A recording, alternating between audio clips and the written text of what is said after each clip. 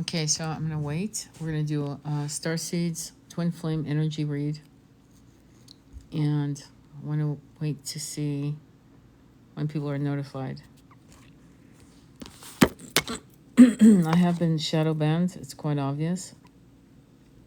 Because being a spiritualist, I'm also a human rights advocate. So it is what it is.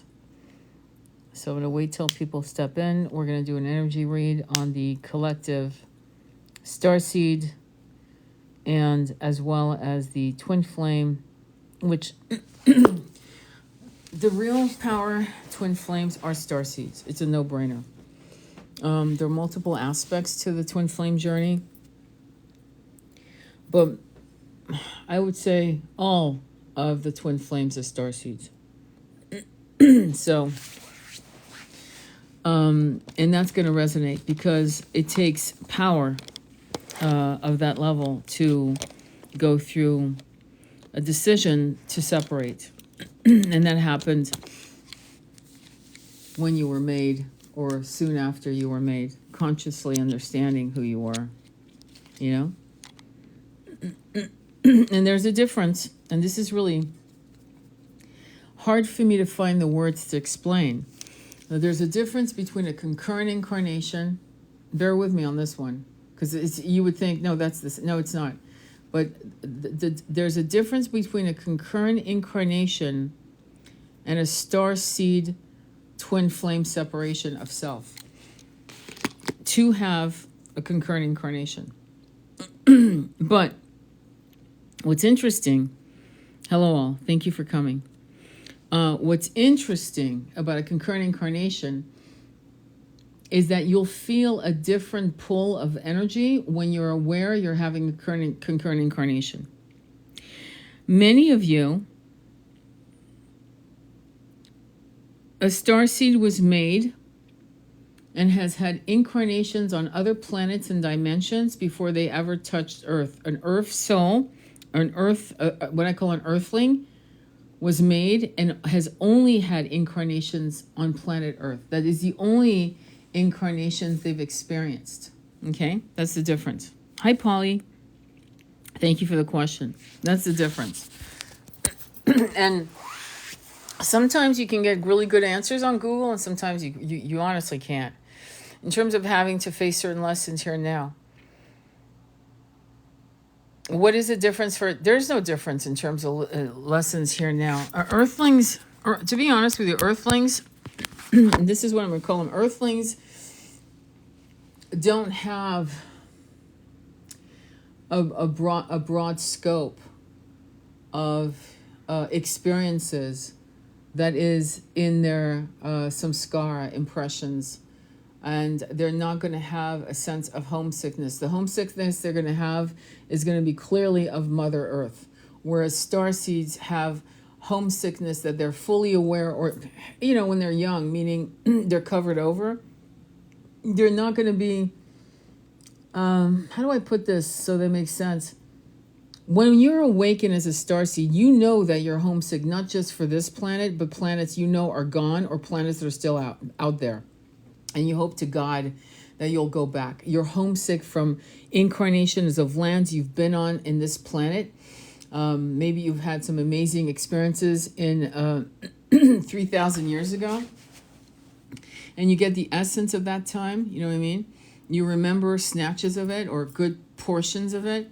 And you know that it's a time you can't really revisit in real time, right? You know that timeline, that essence, that frequency is technically gone. It's kind of like being homesick for being a 7-year-old. You're never going to be 7 again. Not in this incarnation. You're not. You can't go back to being 7. It's just, so you might have had wonderful memories with your family during the summers, and it'll hit you that you missed your dad, your mom, how they were then, and how you were then in your innocence. So it's kind of like that, but it's much more intense, obviously, because for starseeds, we've had homes on planets that were annihilated, that were genoed. That's a real thing. And you don't think starseeds walk on water. They have egoic issues. The only difference between a starseed on multiple levels is that they actually they still have egoic here and there issues, and they're highly evolved, and they are fully understanding. They might be much more accepting. And they're telling me to say of polyamorous situations. I just got a download about a month ago on this concept of polyamorous situations where it was the men who cater to the women. There's a planet where the men cater to the women, and they love it. They think it's fantastic. They're like brothers. They have a great time together. It's a matriarchal system, and it's wonderful. There's a particular planet you might say I visited during my meditations, and then, as you all know, there's the opposite, right? So I see it's just easier for Starseeds then, but I love being here, actually. I would say, of course you do. I think some of us have to go through almost losing our lives to understand how precious life is. And that's not unusual. There are a lot of people that have gone through a sense of melancholy and not wanting to be here, and suddenly they go in a major car accident where they're rushed to ER. They're minutes from death, or they have a heart attack, they're resuscitated a couple times, or excuse me about my throat, or they have cancer. And once they survive those experiences, life becomes sweeter. For some of us, the dark night of the soul, when we come out of the dark night of the soul, we kind of become transcendental, and we realize that we're here on a mission and we must finish our mission. And we see the beauty in planet Earth. We realize that planet Earth has never been the problem. It's the infrastructure. It was never planet Earth, And just to give you an understanding, and I know you guys know that, but there are planets where literally,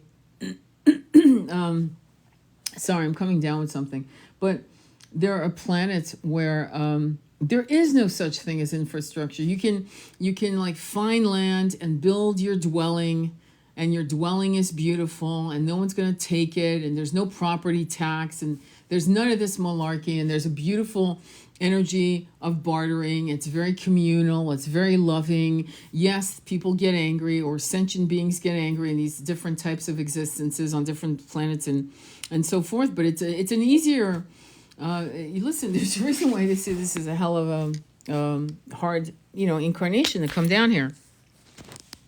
Took me dying to realize I love my life. Exactly. It took my son the same thing. He got hit by a car, passed out for 45 minutes. He'd wanted to not be here all along, and then after that, life became sweeter. And we have a person that we know who's beloved just had a heart attack and died like 2-3 times. And now this person's getting very serious about their chakras and healing and purging, and he's becoming the divine masculine even more so than he was. He's like sick of it. So he wants to live and thrive for as long as he can on this planet. This planet's beautiful. I mean, it's bloody beautiful. And so let me give you the energy of what's going on, okay? I had an amazing experience with a starseed who's 20. And she has been talking about having deja vus like crazy. You know what deja vu is? Like you're experiencing something going, oh, wait, hang on. It feels like I experienced it today. Like, how is that? And she's having 10, 20, 30 deja vus per day. Now, that would drive anyone crazy. And what I had to explain to her is that she's in 5D. She's stepping in and out of 5D constantly, in 4D, 5D. That's her default. She's not in 3D. This kid was not born in 3D frequency. She was born in 4D, knowing. And because she's in 5D, and probably a tad higher than that, to be honest, she's already getting the parallel understanding or downloads of something that's occurring. In other words, I'm not explaining this correctly. Timelines are collapsing when you're in 5D. Do you understand? In 3D, we are the slaves of Chronos. Chronos is time. It's the clock. Now, if you've studied Gregorian calendar, which is 13 months and so forth, and really, I'm not that knowledgeable about it. All I know is that we went from 13 months to 12. And there's certain things that shackled us over the eons. And so when you're in 5D consciousness, right? When you're stepping into 5D a lot, time doesn't exist anymore. And so when you come back to 4D consciousness, right, which means you're hyper aware, but you got to be back in the material world, if that makes sense. I'm trying to put this into words, and some things are just very hard to put into words, but suffice it to say, you're going to have deja vu like crazy. And that could be happening to many of you, especially you who were born in 2000 and above. Many of you born 2000 and above are a different hardware system than people born in the 1900s. Does that make sense? Does anybody have a question on that? Any questions? I'm going to wait for a minute. I always have this deja vu before an awakening. Wonderful. Yes. Okay, perfect. So yeah, there you go. Now, so what's happening to many of you born 2000 and above, right, is that there's a part of you that you're definitely going to be homesick. There's no question. But there's a part of you that hopefully many of you do, that you're here for a purpose. You already know. You're trying to remember your purpose, but there's a purpose, and this is not to make you sound arrogant, but you were born for higher things. You were born for higher levels of influencing other people, okay, and helping other people. This is not an arrogant knowing; it's a knowing that you might put the words for greater things, to do great things for the divine collective, okay. So that's not to pat you on the back either. It's to say that you're not wrong, okay, because your hardware is different. What is the hardware? It's the body. And your body is different because the upgrades that you're going to be getting is going to be at a higher level of awakening and a higher level of knowledge than, say, somebody who was born in 1962 and was 20, right? Let's say many of you are like 20, 23, 24. So in 1962, so then in 1982, right? There's awakenings, yeah, but they're not massive. They're very gentle. There could be a couple massive here and there, but nothing, crazy. Nothing to make you look or feel crazy, you know what I mean, inside. But for many of you who were born in 2000, and for many of you who are going through your massive awakening in the 21st century, right? Those of you born in the 1900s, it's going to feel, for you guys, it's going to feel crazy. And for many of you still in the amnesia curtains, you're going to feel crazy. And you're going to need to just find your tribe. You've got to have conversations with people like all of you right here gathered right now in this conversation with me. Does that make sense? So that's going to be interesting for many of you. Okay.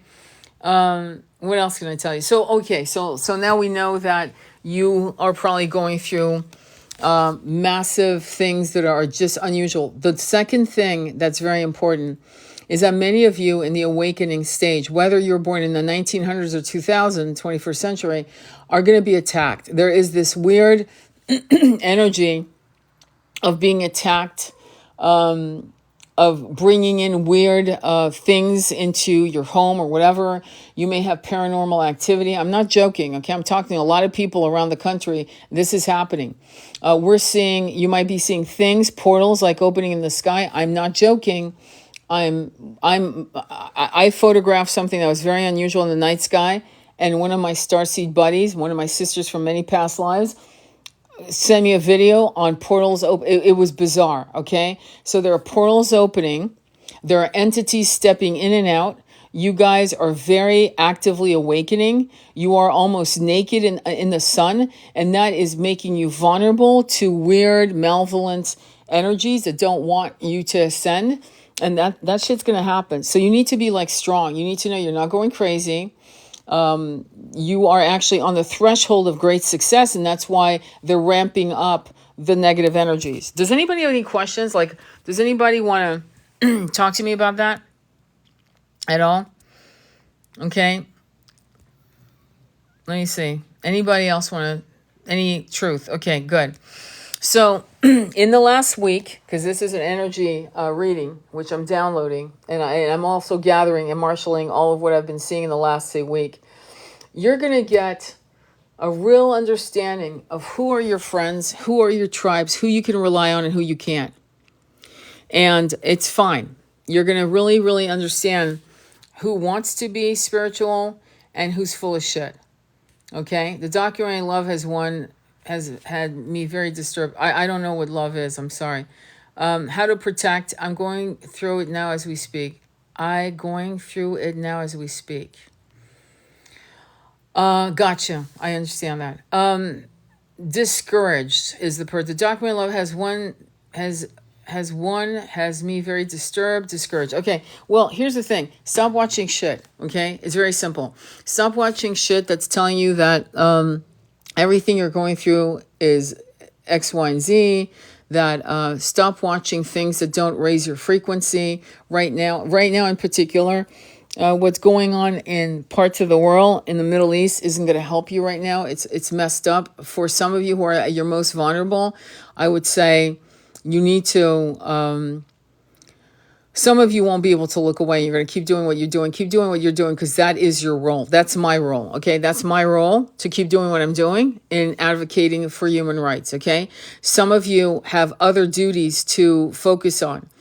I don't want you to feel guilty, okay? But don't watch bullshit shows like Love and Twin Flames Revisited and Universal crap. And please don't do that, okay? Start reading some good books on spiritual evolution. Read about Atlantis. Read about the archangels. Read Tim Wilde. Read Diane Cooper stuff. Read Clarissa Pinkola Estes. Read Michael Singer. Read or listen to audible books. And clutter your mind with high frequency stuff. Watch Gaia.com. Watch every bloody episode of Regina Meredith. Watch Matias De Stefano. Watch Dr. Joe Dispenza. Do not watch shit that's meant to make you feel discouraged. That's actually, the programming is there to program you into that consciousness, right? Somebody asked me how to protect. I'm going to tell you in a minute. Yes, my friend, Isa does love me, and he loves you too. I'm seeing portals, ghostly people, all kinds of stuff for a couple years now. Yep, Billy, you're not alone, okay? Except for some people, this is new, and for some, years. I've been seeing this shit I've been seeing this shit for decades, okay? And some of us came in awake and aware, and the awakening became more and more. Yes, of course I've heard of Dolores Cannon. I've read many of her books. But you also want to study Michael Newton, okay? I studied under Michael Newton's Newton Institute for Hypnotherapy, Past Life Regression, LBL, Lives Between Lives.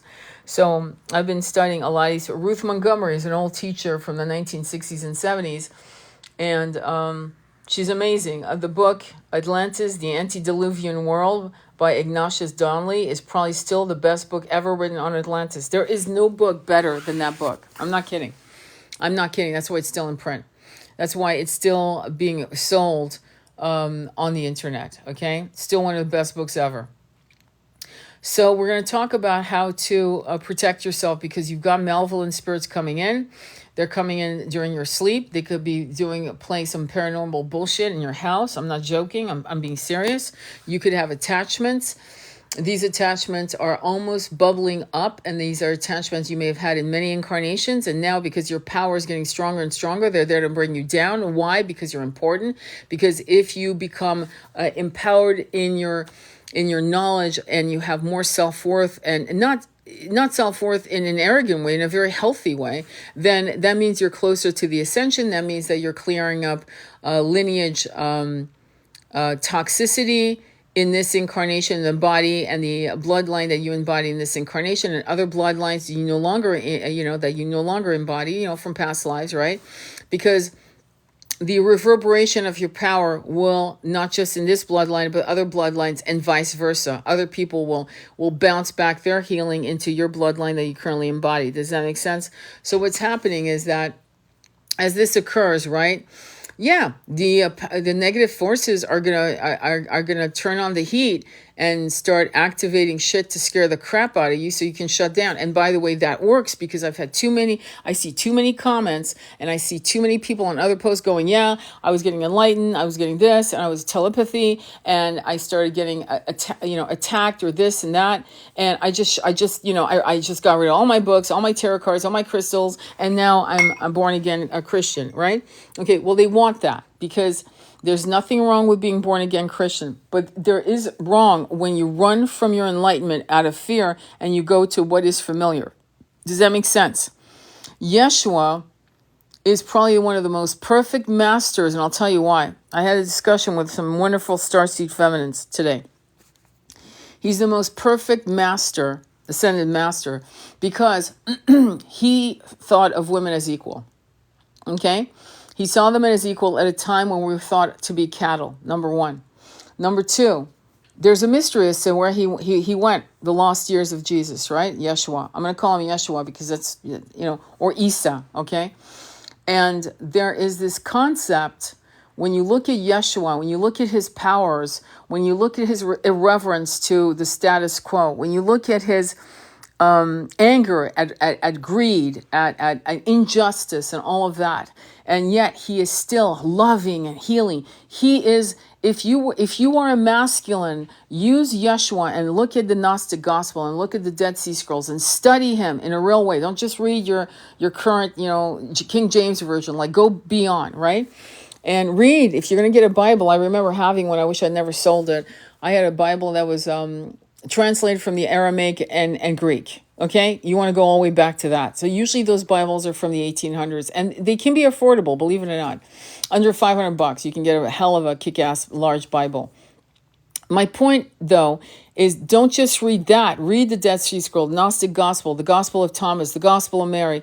Go and do your research so you can connect with Isa, Yeshua, Jesus, and really make him your archetypal muse as you progress as a divine masculine with yourself. For many of us feminists, we're rediscovering Mary of Magdalena, and we're having an amazing connection with that. The reason why I don't bring up Krishna and Radha, just so you know, is because, in case you were asking, which I know you're not, but I'm just going to throw that in, is because Krishna was not of this time. Krishna was here for his pastimes. He was not a human. Yeshua was. He was a human. And he had transformed the mundane of the human experience to higher levels of consciousness in spite of the 3D constraints of the human body, the biology, and so forth. Whereas Krishna came in and just had human pastimes for the hell of it to show his existence and so forth. And again, he's a personification of God, Godhead. Okay?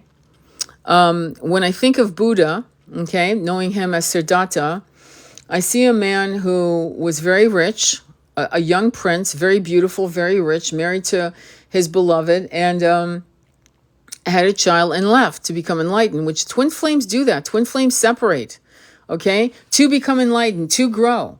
And that's what people don't understand. They're so busy, hell-bent on romanticizing this in these.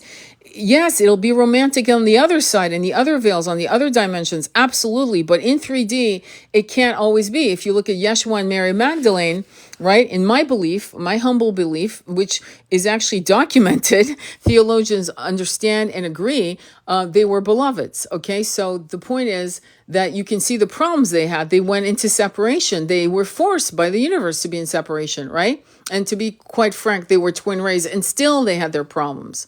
So what I'm trying to say to you is that the energies right now, let's go back right to the nitty-gritty of the here and now. The energies right now are really, really heavy. They're very challenging. You're going to feel despair. Forget discouraged, despair. You're going to want to give up. You're going to feel as if the universe is not with you. The universe is actually 100% behind you. The universe absolutely adores you and wants you to win and is rooting for you. But the universe cannot dispel these dark forces without your consent. And so it needs your consent. So the question earlier was, how do we protect ourselves? First, you've got to give your angels, guides, and allies permission to guide you in every day. What is the name again? There's tons of names I riddle off. I'll upload this live if you want to check it out. Are you guys having amplified dreams? Lately, things seem more intense, almost like they are not dreams. Yes, those are lucid dreams. You're probably having oracle dreams. And if you're having them right now, they're amplified. I hope the hell you're journaling them. I see a white mist come around me a lot. Beautiful, Billy. If we are one with everything in the universe, are we one with these negative spirits? No, because we are... Actually, hang on. Let me ask my guides. Yes, because okay, yes. Okay, let me explain to you in two parts. No, in the sense that they are not permanent entities that we need to walk with, to accept as our permanent reality. The idea of polarity in the levels of negativity that we are seeing currently happening in the planet. Well, it's always happened, but now we're fucking aware of it. It was never something we needed to say yes to, but somehow we got sold to by many different types of leaders, religious leaders, spiritual leaders, to say polarity is important and blah, blah, blah. Polarity to the level of negativity, greed, and famine, and I don't even want to use the word unaliving. I hate that word. So I'm going to say, deaths, loss, whatever, in the levels that we've seen throughout the centuries. Don't get me wrong. I mean, read the Iliad, read the Iliad, for Christ's sake, and then you'll see what I'm talking about. Read some of the ancient scripts of warriors. Study Alexander the Great. Study Hannibal. Study all the great leaders, all the great warriors and kings. And you'll see that, but what's beautiful about you people in this particular timeline is you guys care, okay? And you care about human rights. You are advocates. You are highly aware. It hurts your soul to see the injustice. And now that's unprecedented, okay? Because for thousands of years, this kind of malarkey, violence, and injustice was happening, but no one gave a shit, okay? People were slaves, in Rome, you could see people being sold, children being sold on the slave. No one cared, okay? But today, massive amounts of people care, and you're included, obviously. And so that's unprecedented. That's unusual, okay? That's never happened before, okay? Straight up, I'm telling you. Now to answer the second part of the question, the negative spirits are also shadows within ourselves. These are things we're afraid of. Depending on how you're wired, because some of you, that is not true for you. I'm just going to be straight up. But for some of us who have been warriors in multiple lives, and we've done some pretty dastardly deeds, the concept of revenge for some of us is something we've had to heal in these incarnations. It's something I work with certain clients, the concept of revenge, because revenge is something that would actually bring out all the malevolent spirit within yourself, all the darkness, like the shit you could be capable of to avenge, say, somebody hurting your child. Yeah, the levels of like rage and what you would be, do you understand? So that kind of negative entity that's out there, that's here to, step into you, you already have it in you. That's the problem. And so what we're being asked to do is heal those shadows so that revenge is no longer looked at as an option, right? If something, the turn the other cheek concept is what I was told to tell you. Turn the other cheek is a real, it's the only choice. I'm not kidding. Turn the other cheek. And for many of us who've been warriors, that's like chewing on broken glass. That means forgiving the unforgivable. That is one of our lessons. And once we have worked on those shadows within ourselves, those malevolent shadows that are walking in and out of our space will disappear. Do you understand? Because we don't have it in us to do such horrible things to someone with the excuse of revenge. Does anybody have a question on that? Or comments? Anybody have a question or comments on that? Any questions? Okay, I don't allow what happened. Let me see. You're 100% correct. Good morning. Hey, it's good to see you, Andromeda. I see cloud people, ships in the clouds. I thought I was losing for a while. No, I mean, there's a lot of things going on. And you're going to see a lot of things. Like I had a friend today say, give me the sign that everything's going to be okay by showing me a phoenix. I swear to God, she sent me the picture. She said, it was the head. It was a large head of a phoenix. I'm not kidding. Okay. So asking you shall receive. we're in a place now to really do some massive collective and individual manifestation. So make sure. I can't. Okay, hang on. The thought of hurting another person, I can't stand it. Yes, Heidi, it's easy to say that until your child is hurt by another person. And the question is, would you be able to forgive the unforgivable? That's the question that is being posed to us who have the darkness and to have, some of us came from lineages where we were sworn by our family lineage to actually uphold a revenge oath. Does that make sense? I'm not joking, my friends. This shit's real. I can't stand wars at all. Absolutely, I'm with you. Realizing I've been a bad person and hurt people unconsciously is hard too. Yes, but you know what? You better get real with this because we've all done it, okay? So we've all done it. And you better forgive yourself because or else you're not going to win. And you need to win because when you win, I win. Yes, because I've forgiven the unforgivable. Okay. I mean, okay. That's great. I'm glad that you were able to do that. Exactly. Great. So the aspect of forgiving the unforgivable is becoming transcendental. You've now at that point becoming transcendental. So for example, if your twin flame decides, or your beloved, because I want to talk to starseeds, not just twin flames, okay? Because to me, that's only 1/8 of the pie, 1/9 of the pie. So when you are with your beloved, okay, and your beloved then decides to be with someone else because of self-sabotage, because of fear, because of whatever, right? And then has a child with this other person. To me, that's not hard to forgive, okay? What would be hard to forgive is someone that would harm my child. That's a hard one to forgive. So for me, a man or a woman stepping out, getting pregnant or impregnating someone else, whatever, it's like when you were incarnated, my beloved, I wasn't, and you were married and having children with other people. So you can become very transcendental pretty quickly. But in terms of you harm my child, and you will not see the light of day again. And that, my friend, is what we have to learn how to forgive, the unforgivable. You explain things so well and clear. Thank you. Oh, I appreciate that. I'm glad I do because that's the point. So that's where we have to be as a people, okay? As a people around the world. And unfortunately, as we've seen, we're not seeing that, are we? There are people that want to hold on to hate more than love. And they would rather hold on to revenge rather than forgiveness.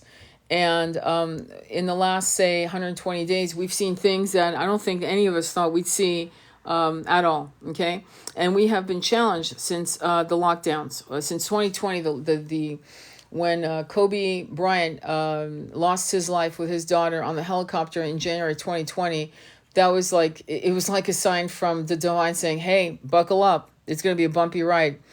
Because right on the heels of that, things started pouring out, right? So we're not being asked to trust other infrastructures. We're being asked to trust ourselves, okay? We're being asked to trust ourselves. And many of you don't. I'm going to be blunt. You don't trust yourself. You gaslight yourself. You rather believe in someone else than yourself. You'll second guess what you see. What I like about Billy sharing what he's seeing, and some of you are sharing, is that it sounds to me like you're all in the journey and you get it. And you know that you're not crazy, right? Let me see. Do only starseeds have a twin flame? With all the work I've been doing for the last, decades, but in the last, say, with my own studies and my own I'm starting to realize that many of us are, what can I say? Yeah. I'm sure there's earthlings that have twin flames. But most of the people, my clients, they are very unusual thinkers and in unusual circumstances. Unfortunately, they're trapped in massive egoic expectations. And some, not all, actually my clients are not entitled, but I do have potential clients sometimes that come to me and feel entitled, and I really don't take them on as clients because no one owes you, no one owes me, you, anything, okay, in terms of love. If your twin flame is coming in and saying, I'd rather be with this other person over there. And they're self-destructive. If you have any good sense, you'll realize that this is to your greater advantage, not to be trapped in a spiraling regression of your own powers. Because when you're with someone who's on a lower frequency than yours and is hell-bent on losing and is hell-bent on being in a state of amnesia, guess what? You shouldn't be with that person. I don't care if they're a twin flame. I know it's hard, though. I do. Believe me. It's very, very hard. And most people don't understand that it's very hard. So most of the twin flames that I have worked with and twin rays are starseeds. And they remember past lives on other planets. And I've even gone so far as to work with clients in hypnotherapy, past life regressions. I'm a registered certified hypnotherapist. And they have had, most of them, I'd say 85% of my clients have had past life as starseeds on other planets. Okay? In fact, 2 of my clients remembered how they were made as souls and how they split when they're twin. How they split. The moment they split and why. It's pretty amazing, right? And that takes more energy than coming from a place of love. I think so. I think it is. And that is a hard one, really hard. I don't think we know how because the feelings can easily resurface. Tony gotta go. Start night shift. Just wish you well. Listen up to her Starseeds. She's the real one. Oh, you're so sweet, Polly. Thank you. Have a great night. Agreed. You're spot on.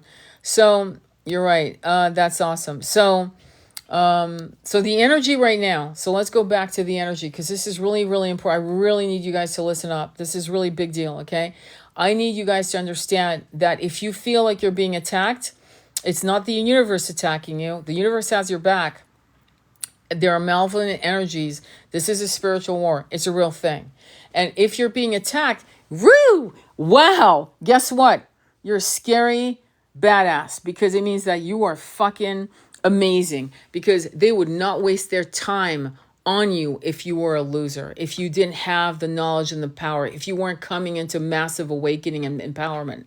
If they're coming after you, you should actually laugh your ass off. I'm going to tell you a story real quick, but let me tell you how to protect yourself. So first thing every morning is you guys say, angels, guides, allies, I give you permission to guide me in word and action.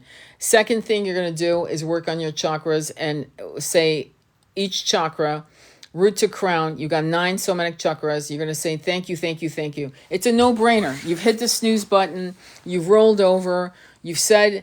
you've given your permissions to angels, guides, your whole light team, right? And then you're working on your chakras from root to crown 3 times. Thank you, thank you, thank you. Boom. You get out of bed. And if you have time, you go into a meditation. If not, at the very least, you're in gratitude. If you don't meditate that morning because you're in a rush, whatever, what you want to do is call an angel Michael, angel Metatron, angel Raphael, Gabriel, and Uriel, right? Uriel. Okay. And you're going to have them walk 2 in front, 2 behind you like bodyguards. And Uriel this is how I visualize. It's like a wheel. He's like a wheel going from the bottom of your feet to the top of your crown chakra, right? And that's going to be the start. You need to learn mantras, my friends. You need to learn Sanskrit mantras. Because when your monkey mind's running amok, or you're afraid, or you're angry, you need a mantra. And they messing with me hard. Yeah, well, you better work on that. How we know any of the spiritual stuff is real, for real. I've been so wrong about so many things. Oh, yeah. Well, that's a very good question. So there are 2 kinds of downloads. There's pure divine downloads that are real, and you'll know the difference. And then there's corrupt downloads. Corrupt downloads means... your monkey mind made it up, it filtered through the wrong passage, or it's actually corrupted by corrupted souls, sentient beings that are giving you crap, making it look like it's real, and it's not. You are going to be thrown off your track purposely by malevolent spirits, and that's why you have to protect yourself, work on your chakras every day, understand how Sanskrit mantras can help protect you. And hang on, let me see. I don't want to forget. There's one more thing that's really important. The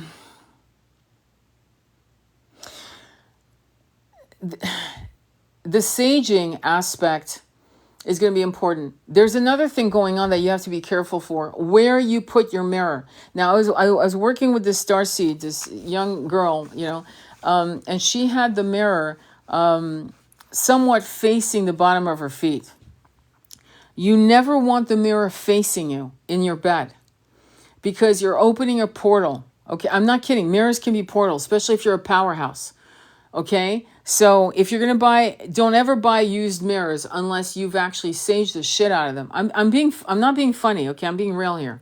Okay, because mirrors are portals. Okay, that's why people use like obsidian, for example, for scrying, or water for scrying, meaning to see, to have visions, right? Download visions. Some people use quartz crystal, to do that scrying, or to see into the crystal, or to feel, or to get all kinds of downloads from crystals and so forth. So the mirror should not be at your feet, should not be next to you, on either side of you, shouldn't be behind you. You should not have a mirror like that. You should have a mirror like away. In other words, if you can see yourself from your bed in the mirror, you got the mirror in the wrong place. You should put the mirror where you cannot see yourself from the bed. Does that make sense? That's one way of protecting you. And you'd be surprised, because when I did the reading for this young girl and her mother, I said to her, did you buy any items that are used? You know how we're all fans of repurposing shit, okay? And I'm a fan too. I love antiquing and this and that. But I'm not kidding. If you feel weird about a table, a chair, a high chair, a rocking chair, any bloody item, okay? And you think, well, I'll just sage it. Don't do that. Don't be cheap. Leave the damn item in the store. You walk away, okay? That's not, and I'm not kidding, because you can drag energies in. The other thing is, my mirror is right next to my bed. That's a bad idea, my friend. About to move my mirror. And then make sure to sage your mirrors, okay? You should sage your mirrors. When you sage your house, you should sage all your mirrors. That means all your mirrors. What does that mean? If there's a mirror in the bathroom, you sage it. You should sage all the windows, right? All the doors, and so on. And what I say, and I can share that with you, is only people of light come through this door. Only people of light. Only people of light come and walk through this door. Only people of light look out this window, or look in this window. Whatever, however you want to say, do whatever you want to do. But you get this essence. Oh my God, I remember Metatron. Yes, I remove spirits from people's homes. Yes, so do I. My mirror right next to my bed, so you're going to remove that. Is that why there's a different energy in mirror at night? Probably. Yeah, I do that every year. You sage every year? You should sage a lot more than every year. You should probably sage at least every quarter, if not more often, okay? And I understand that saging every year is like a house cleaning. So the way you sage is, you've got all of the windows closed, right? You sage all the corners. You know what to do. You guys know what to do. I know you do. Then after that, you open the mirrors. I don't care if it's, not the mirrors, excuse me, the windows. You open all the windows, all the doors. Make sure all your animals, your cats, are in safe places. So they don't just, walk out and then you freak out having lost one of your pets. So make sure you're aware of your pets, but open all the windows, all the doors, and let the energy out. Almost fan it out, like shooing it out. And if I were you, I would totally do a Sanskrit mantra. Okay? And what else? Let me see. We're being attacked. The more powerful you're about to be, or the more powerful you are, the more that's going to happen. Let me share that that funny story. So I was in bed, and I was sleeping. It was like 1, 2 o'clock in the morning. This happened last year, probably around October. Yeah. No, I think it was September. And these malevolent faces came out of nowhere. I was like, this is not even I don't even have visions like that. So anyway, I was like, and I'm going to be rude, okay? So be prepared. I said, get the fuck out of here. Get the fuck out of here. You're not welcome. Get out. And I called on the 5 archangels I just mentioned. And I made sure my son had them, my twin had them, my animals had those archangels surrounding all of everything. I had 8 angels of light surround the house, right? And then I plopped on my stomach and fell back to sleep. Nothing. It was gone. They try to come in and out. They've been trying for a while, and it's all good. I'm not afraid of them. I don't care. I'm irreverent. They have no power. The only power that I could give them is fear, and then they would eat that up like cake. It's like a B12 shot for them. The last thing you want to be is afraid. You want to be a badass in front of him, and saying get the fuck out of here works, because I have a friend who also is a spiritualist, starseed, and empath psychic, and she does the same thing. But I do use Sanskrit, and she uses more a Native American type of energy, like affirmations, if you will. You know what I'm saying? But I use Sanskrit as a way to dispel negative energies, and Sanskrit is a mathematical language. NASA Jet Propulsion Laboratory uses it to code AI and their major computers. It's an exact language, and that's why I use it. Plus, it's probably the oldest language on the planet, right? So, I mean, that's what I use. Let me see what else. I want to read your comments. Bear with me here. Let me see. I see something in your background as we speak, coming in and out. It really does work. I was taught that when I was young. It works. I'm glad that, yeah. So there are multiple ways to get rid of entities. I mean, I'm not a ghostbuster, but I've had people come to me and ask me to help them. And I was, helping this client with a restaurant, and then I was helping this young person who is being attacked in a weird way. We're talking about weird ass shit, okay? I've been attacked before, where I literally was sick for like almost 2.5 months with vertigo, and I finally saw the attachment. I did see it, and I called one of my girlfriends to say, "What the fuck?" And she believed me.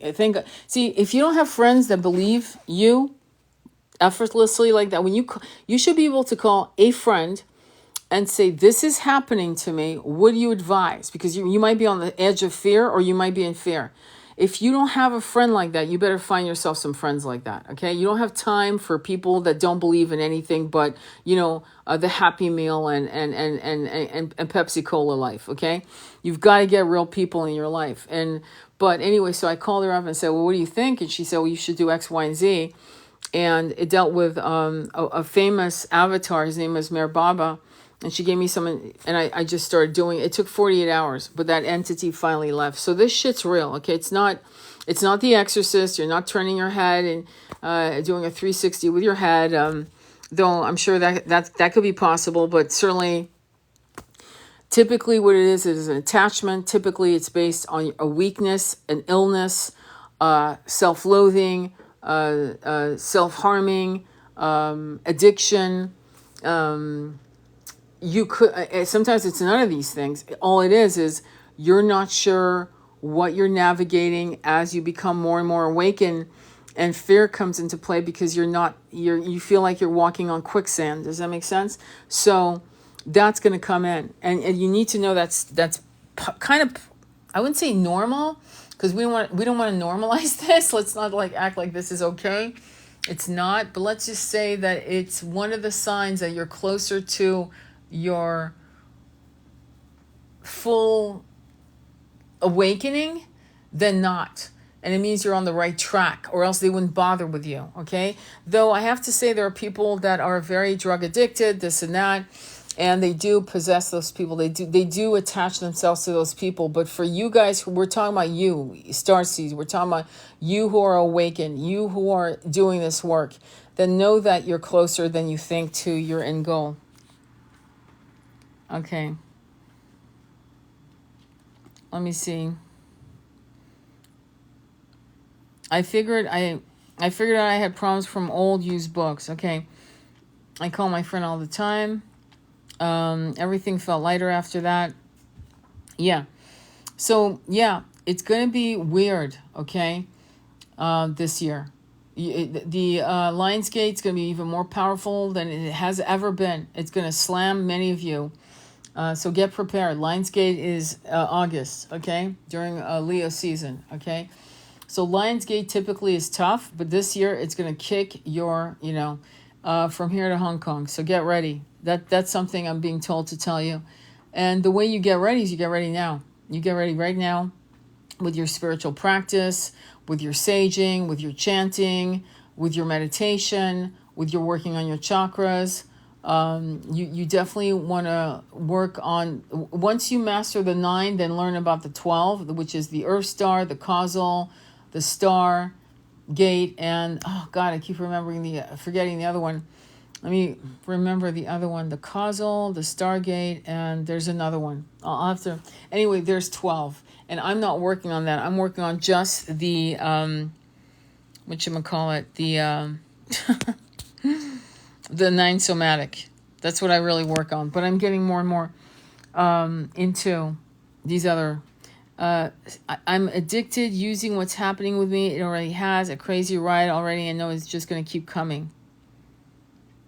Okay. If I'm addicted, using what's happening with me. Well, if you're addicted, you definitely want to get off that stuff. Soul Star, thank you. I was waiting. I wasn't sure if you were still here. So there's the Soul Star, the causal, and the Stargate, and then the Earth Star is beneath your feet. And you want to work. But first master the 9 somatic chakras. Master that, okay? And most people don't know their 7, much less 9. I'm going to tell you something. Now, this is not to shame you, okay? This is to tell you how easy this is to learn.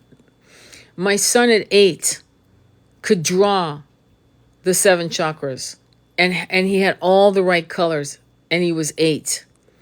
If my son at 8 can draw by memory the correct colors of the 7 chakras, I'm pretty sure you can handle this. I'm pretty sure you can learn the 7, then the 9, and then move on to the 12. I'm pretty sure you can master that within the next 90 days. Let's put it that way, okay? What else can I tell you? Let me see. What I've been on this journey for 2 years. Oh, wow, okay. That's cool. A crazy ride already. I know it's just going to keep coming. Yeah, I hear you. Yeah, so for you guys that are just now awakening, it is going to be, it's going to be challenging. I'm not going to lie, because it's like an adult learning how to swim. There's a learning curve. Whereas children, when you throw a baby in the water, right, they just right away know how to swim, and they're fearless. And it becomes second nature for them to swim, to hold their breath, to dive underwater, to open their eyes and to see what's underneath. So in a way, some of us were born like babies learning how to swim. And then for some of you that are learning all of this stuff 2 years ago, 10 years ago, many started awakening at 2017. And then there was another batch that started in 2018. And then there was a very big batch in 2020 and 2022, believe it or not. So what this is that you're not less than anyone else that was incarnated remembering. Let's put it that way. It's not that. It's that you were allowed to sleep for the right reasons.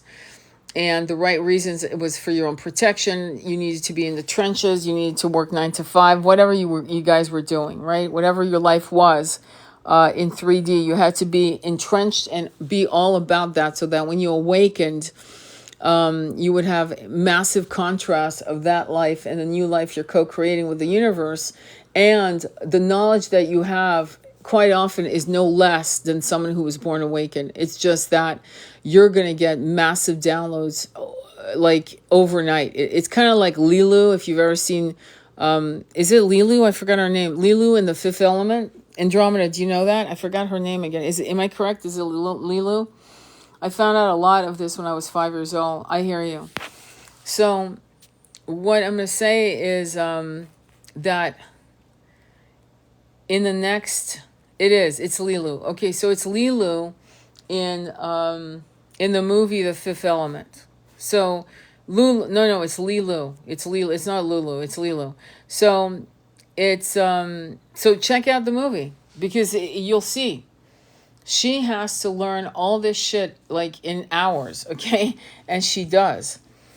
And it's really quite something for her, she's like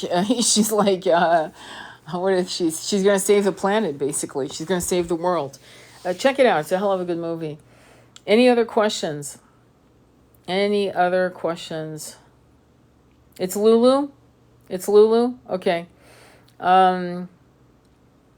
I'm thinking of Lilu also, because we've got that French. Anyway, okay, so any other questions? So it's Lulu. I thought it was Lilo, to be honest, but who cares? It's whatever. The point is Fifth Element, the movie. Okay, watch that. It's a hell of a good movie. Any other questions on the energies that's about to hit or has been hitting? You're not alone. You need to make sure that you have support. I'm going to set up a Patreon to start a group. The Discord that I have, I'm not pleased with it. It's actually stagnant. There's a very stagnant energy. So I'm gonna go ahead and create a Patreon. I think it's gonna be more active. It's gonna be more interactive because at that point we can do Zoom calls, which will be good. We've been doing them anyway, but we want to attract. Andromeda Flame is one of my compadres.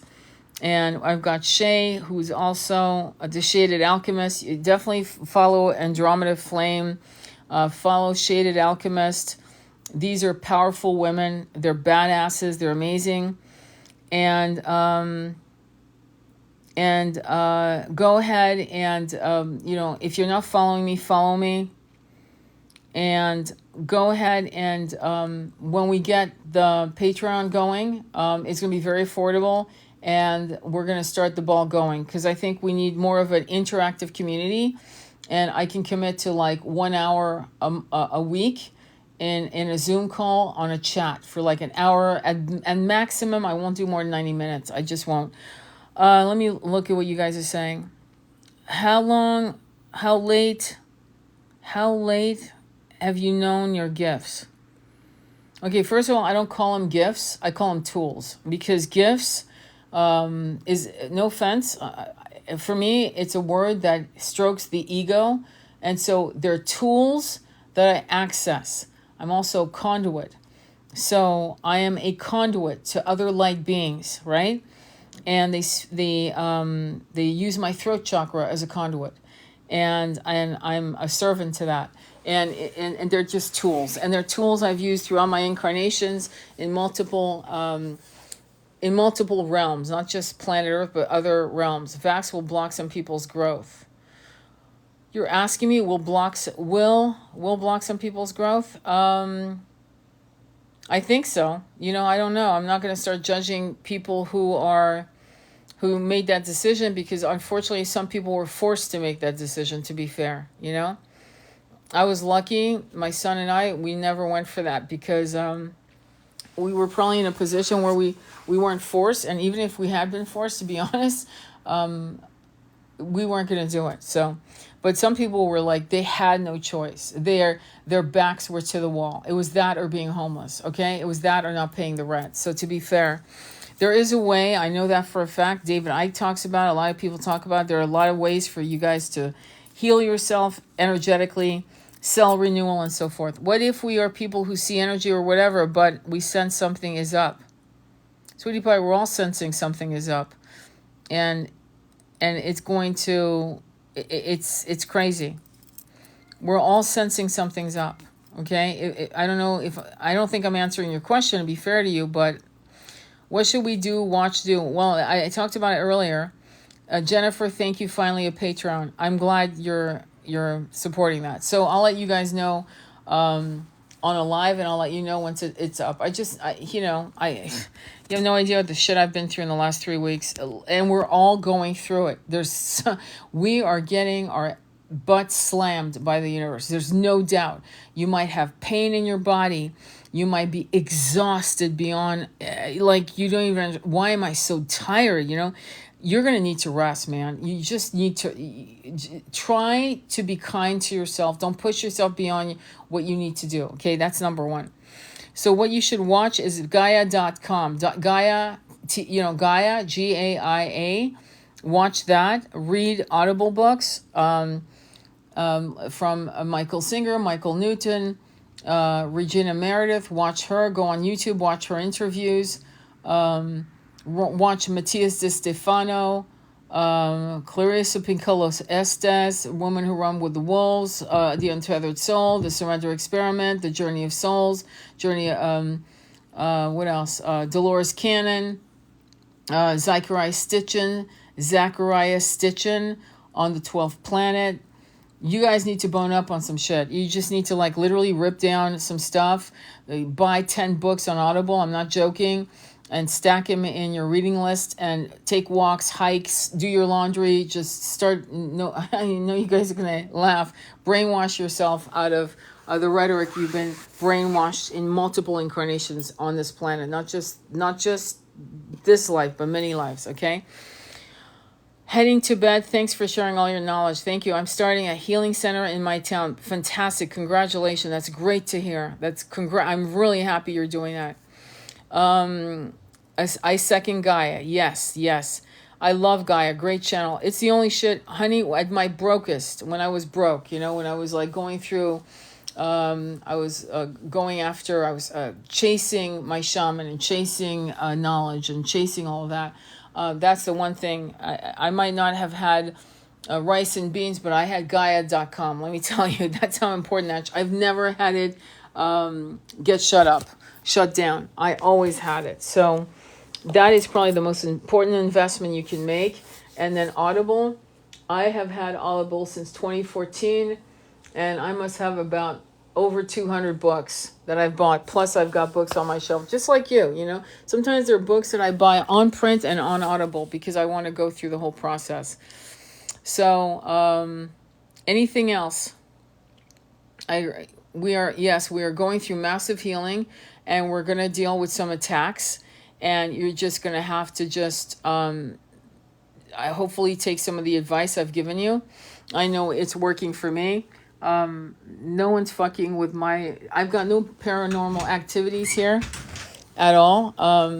That's not to say I haven't, it's all good. It's not to say I haven't in the past, but they were never malevolent. I've never had how do I put it? I can't talk. Paranormal activities that were malevolent, except for when I had the attachment.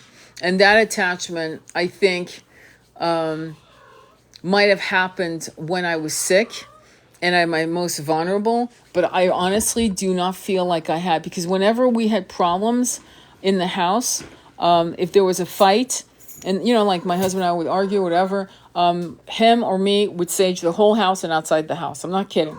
We were constantly saging the house. So I've never had weird energies coming in, levitating, throwing shit against the wall. And I have clients where this is actually happening and they're not crazy. Trust me, they're not crazy. And I know this because you see, it's their family calling me. It's like 2 or 3 people on the phone with me going, but this is happening and this is happening. Believe me, 3 people can't be crazy in the household. And I know them because some of them are my clients. I've worked with them before. They're not crazy. Shit's happening. So when that's happening, it's because they know, right? Those spirits know that they can rely on fear from you. And fear is their B12 shot. They love it. They absolutely eat it up like cake. How can you tell the difference between an attack and just negative feelings that need to be processed? Well, an attack is when you actually see it. You'll have corrupted downloads. No. Anyway, you'll have corrupted downloads. You'll have words like, for example, hang on for a quick second. 1, 2. Okay. And you'll have corrupted downloads like, I'll give you an example, a famous one, famous. There's a lady that was telling everyone that the world was going to end this year. She said it last year, and to get ready by May, and that this would be the end, and to just say goodbye to your family, and just to get ready. That's a corrupted download. That is feeding fear.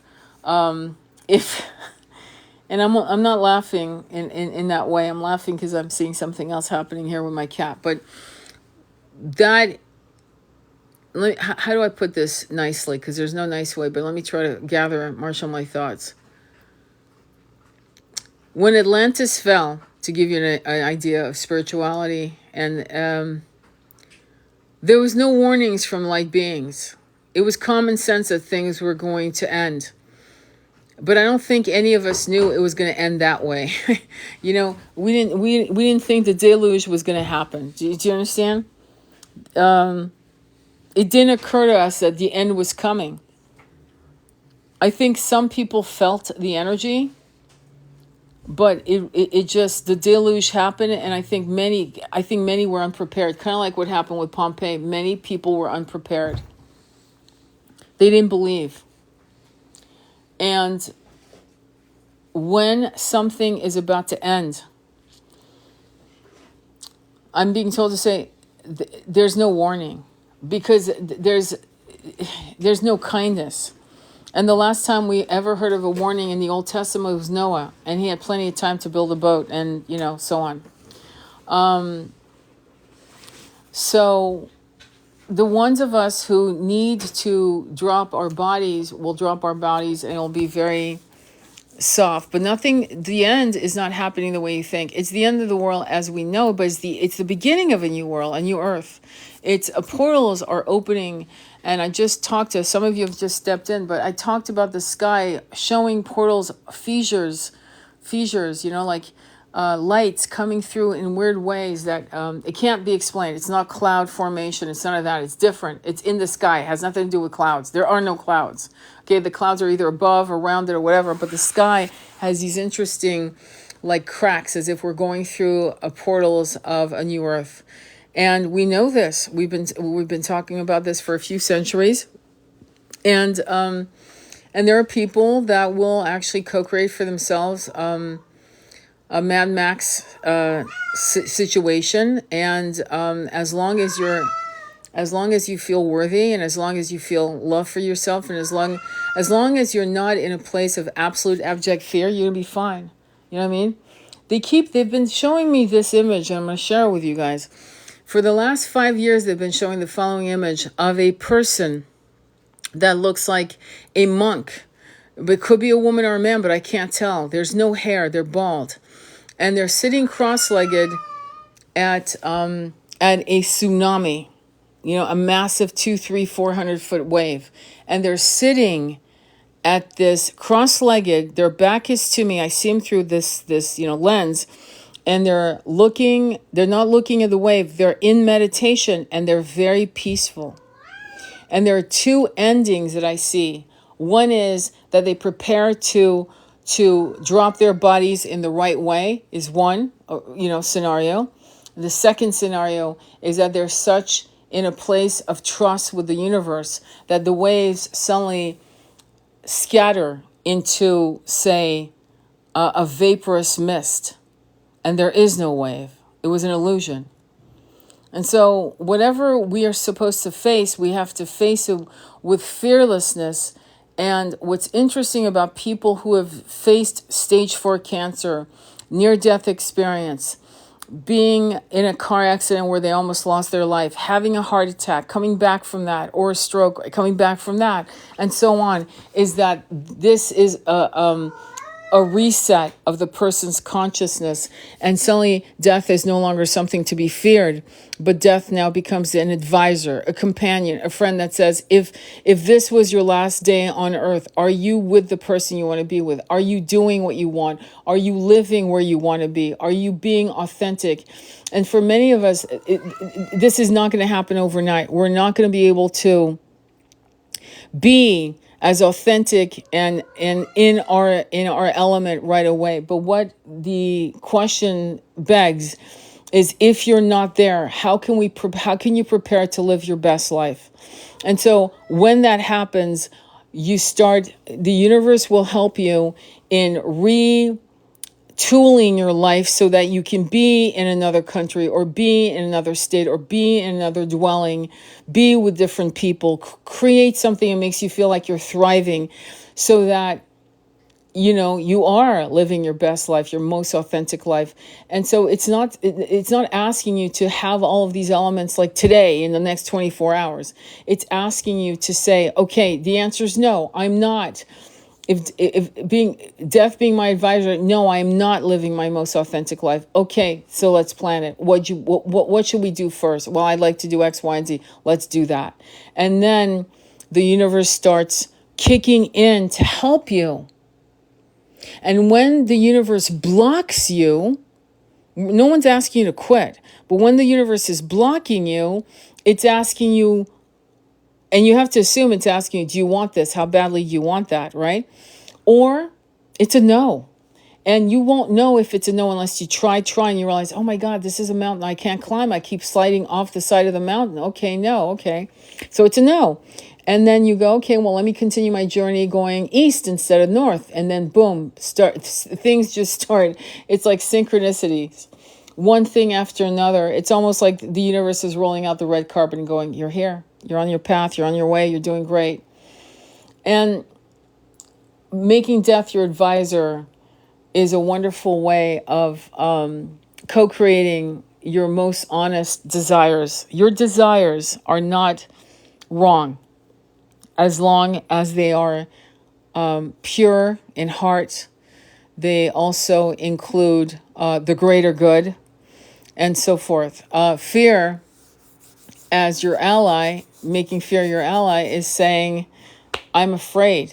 Great. Let's start with why you're afraid. Well, I'm afraid I'm going to mess up. I'm going to look like a fool. I'm going to make mistakes. I'm not going to be successful. Well, good. Let's do that. You're afraid of it? Yeah, I am. Okay, let's do it. And you're like, what? Really? Yep. Let's go. We got to do it. We've got to push you past fear. And in that comes growth. And when you grow, you thrive. And as you thrive, you get more into a rhythm of making a habit to try things that make you very uncomfortable, and you start being very comfortable and being uncomfortable. And of course, we all want peace, and we all want contentment, and we all want this sense of being on hammock in your land. These moments are gifts that they don't last. You know what I mean? They don't last, and eventually you'll have new moments of challenges and moments of more peace, and more peace will come again and again. And as you grow on your mission, you're going to have more and more peace coming to you, less and less strife, less and less challenges, and more gratitude. I've been getting a lot of downloads lately about vapor and hearing that word over and over. That's interesting, Canary. Wow. I see tsunamis all the time. I've been dead 5 times in my life. That's pretty wild. I just saged myself and I feel a lot better than that. Thank you. I've been neglecting my spirituality. Yeah, you don't want to do that. It's like saying I'm neglecting my breathing. It's like saying I'm neglecting taking showers. Like no one would think that's normal, right? So you gotta be serious. So you are saying we should not have feelings of fear. No, I'm saying if fear is your jailer, you're not using fear correctly. Fear has to be your advisor. Fear has to be your ally. Fear has to make you realize that you're afraid of growth. Normal fear of going down a dark alleyway and you get a creepy guy following you. Yeah, that's a normal primal gut fear. It's in the lower chakras, and that's normal, and that's necessary, and that's primal.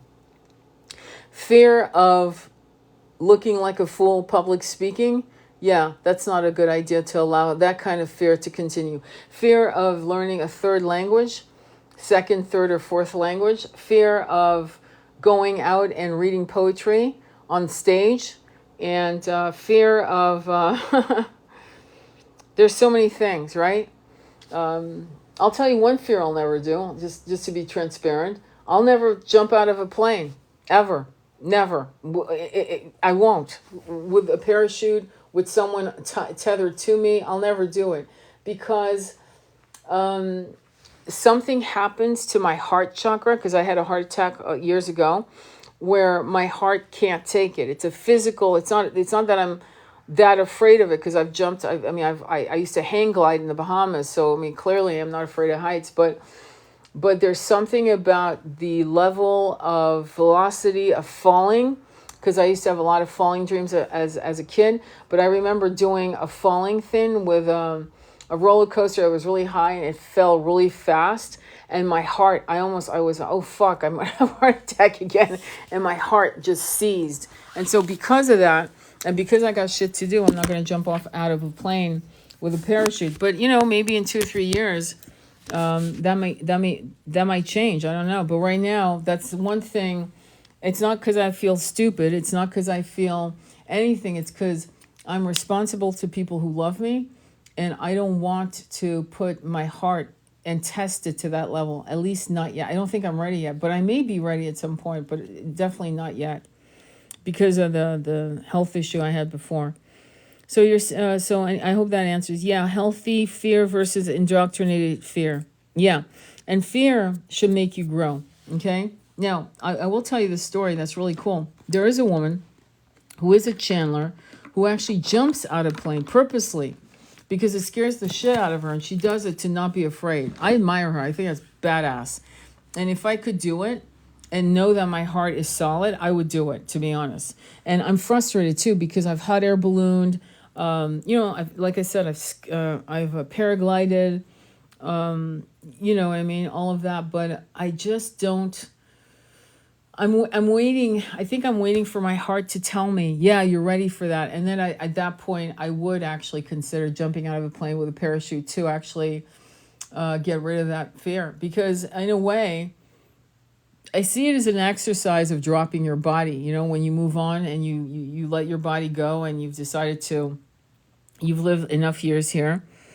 And I feel like dying, you know, is very much like that. It's very much like falling fast. That's my feeling anyway. That's my personal feeling. That doesn't mean I'm correct, but it feels that way to me, like it's jumping off a high board and a lot of people are afraid to talk about it, much less most people are afraid to talk about it. But what I feel is fascinating is that the more you talk about it with yourself, your own conversation with yourself, journaling about it, and talking about with people who are, you know, not well, who are on their way out, you know, in a transformational state, you'll find that it's going to help them and it's going to help you become more aligned with life, because life cannot be fully lived without an honest understanding of death. These two are a couple. They are a married couple.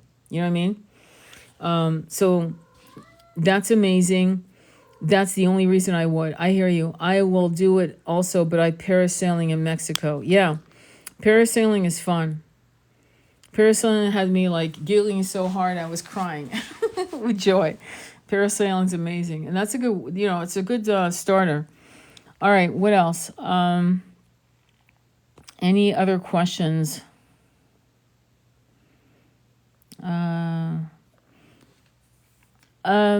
Indoctrinated fear. That's interesting. Love, light, and blessings to you, and I will see you on later. Take care. All right, so I'm going to get off also because I need to walk my dog. I know it's late for me in California, but I'm going to walk my dog. And I want to thank you so much. I've done 3 videos on the twin flame journey, on the why people run, on why people are afraid to heal, and you might want to check them out because there's a lot of good information there about why certain masculine twin flames are having a hard time excavating and looking to go deeper in their excavation on their healing journey. They're terrified of what they're going to encounter. But I'm going to let you go. I want to thank you so much for everything. Thank you all for being here. I will upload this live. I send you much love on your journey. Namaste. Be well. Oh, Andromeda, it's always good. Thank you, Tony. This was beautiful company on my commute to work. I'm so happy. I love you, sister. Take care. Namaste.